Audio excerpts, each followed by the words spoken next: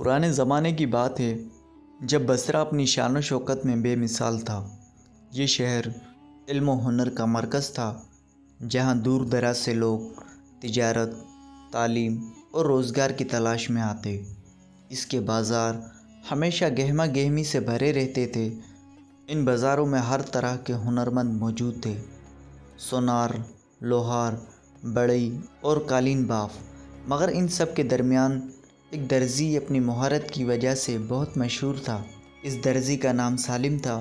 وہ ایک ایماندار اور محنتی انسان تھا، جس کے ہاتھوں میں گویا جادو تھا۔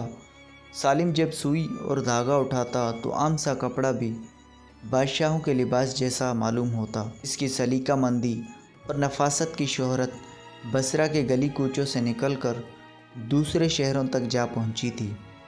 جو بھی ایک بار اس سے کپڑے سلواتا، وہ دوبارہ کسی اور درزی کے پاس جانے کا سوچ بھی نہ سکتا تھا۔ سالم نہ صرف بہترین درزی تھا، بلکہ ایک خوش اخلاق اور نرم دل انسان بھی تھا۔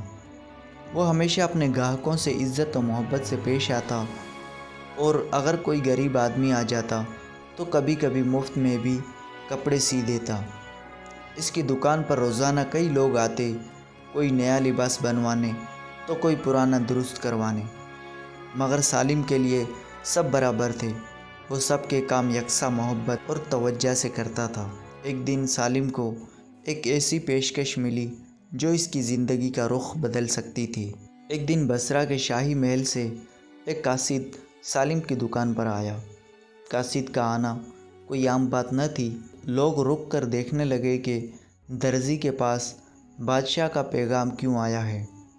قاصد نے شاہی مہر سے بند ایک فرمان نکالا اور بلند آواز میں کہا: سالم درزی، تمہیں شاہی بصرہ نے دربار میں طلب کیا ہے، فوراً حاضر ہو جاؤ۔ یہ سنتے ہی سالم حیرت اور خوشی کے ملے جلے جذبات میں گر گیا۔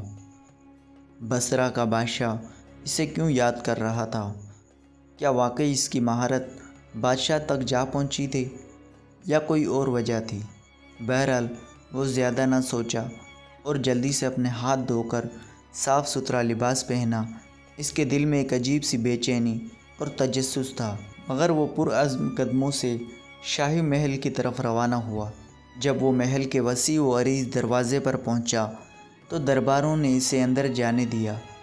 محل کی دیواریں شاندار نقش و نگار سے مزید تھیں اور ہر طرف قیمتی قالین بچھے ہوئے تھے۔ خادموں اور وزیروں کی موجودگی میں سالم کو تخت کے قریب لے جایا گیا، جہاں شاہ بصرہ پوری شان و شوکت سے بیٹھا تھا۔ بادشاہ نے غور سے سالم کو دیکھا اور کہا: ہمیں تمہاری مہارت کے قصے سننے کو ملے ہیں۔ کہتے ہیں کہ تمہارے ہاتھ سے بنا لباس عام کپڑے کو بھی شاہی خلعت بنا دیتا ہے۔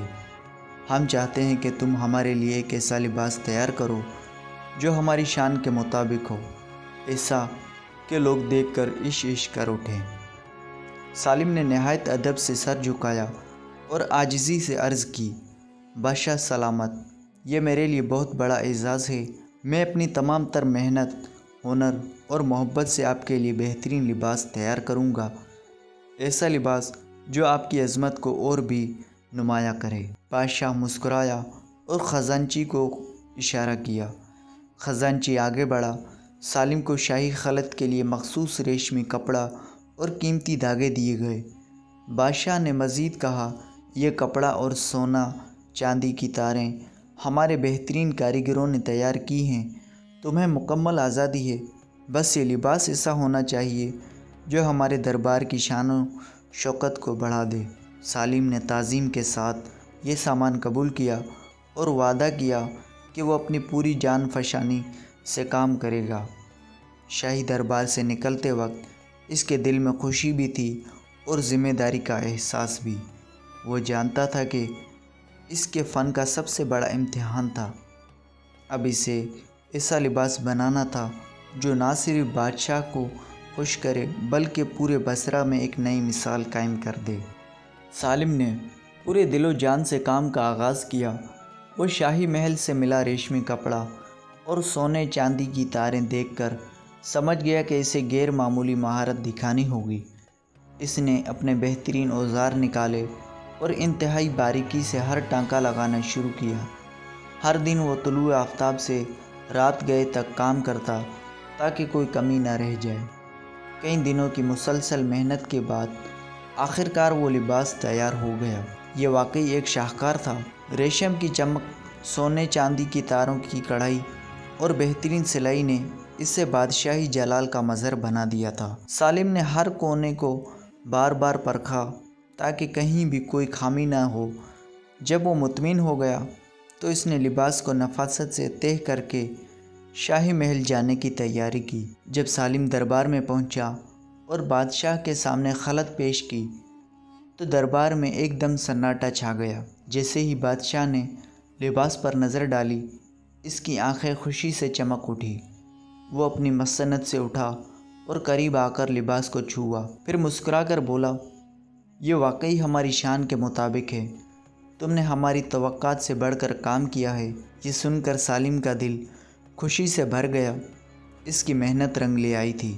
بادشاہ سالم کی مہارت سے بے حد خوش ہوا اور انعام کے طور پر اسے ایک تھیلی میں سونے کے سکے عطا کیے۔ سالم نے تعظیم سے سر جھکا کر بادشاہ کا شکریہ ادا کیا اور دربار سے باہر نکل آیا۔ اس کے چہرے پر خوشی جھلک رہی تھی کیونکہ اس کی محنت کو اتنی بڑی پذیرائی ملی تھی، مگر وہ نہیں جانتا تھا کہ کچھ درباری اس کی کامیابی سے خوش نہیں تھے۔ دربار کے چند حاسدین جو ہمیشہ بادشاہ کے قریب رہنے کی کوشش میں رہتے تھے، ایک دوسرے کی طرف دیکھ کر سازشی مسکراہٹیں بکھیرنے لگے۔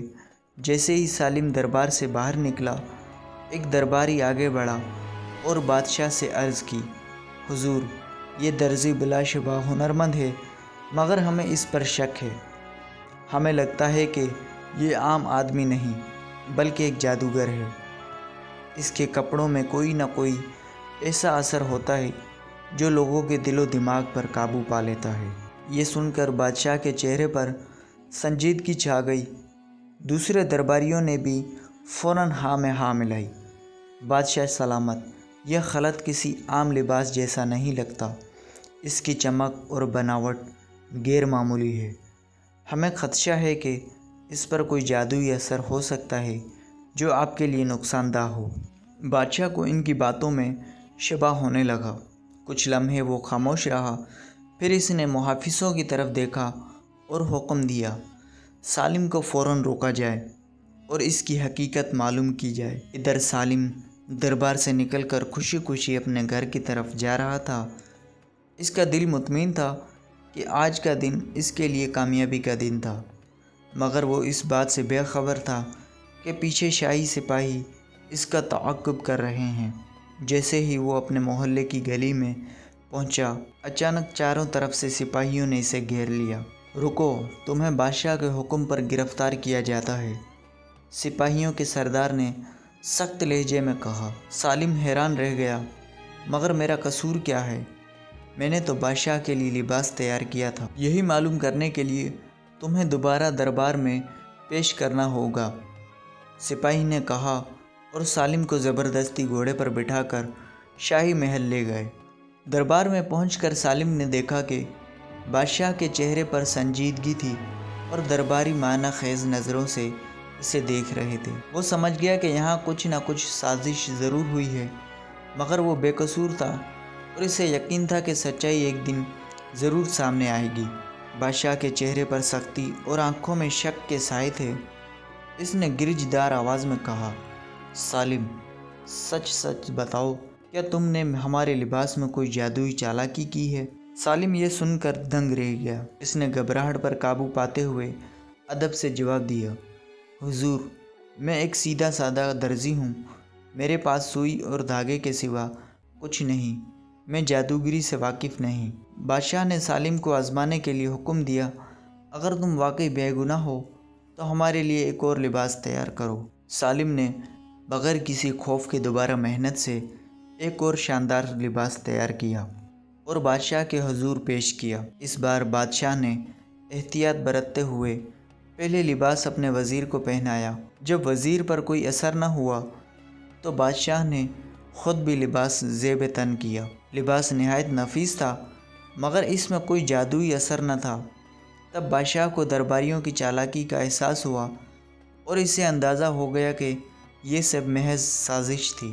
بادشاہ کو حقیقت کا علم ہوتے ہی اس نے سازشی درباریوں کو سخت سزا دی تاکہ آئندہ کوئی بے گناہ پر الزام نہ لگا سکے۔ پھر اس نے سالم کی ایمانداری اور ہنر کی قدر کرتے ہوئے نہ صرف اسے عزت و احترام کے ساتھ نوازا بلکہ ایک بڑی جاگیر عطا کی اور شاہی درجی مقرر کر دیا۔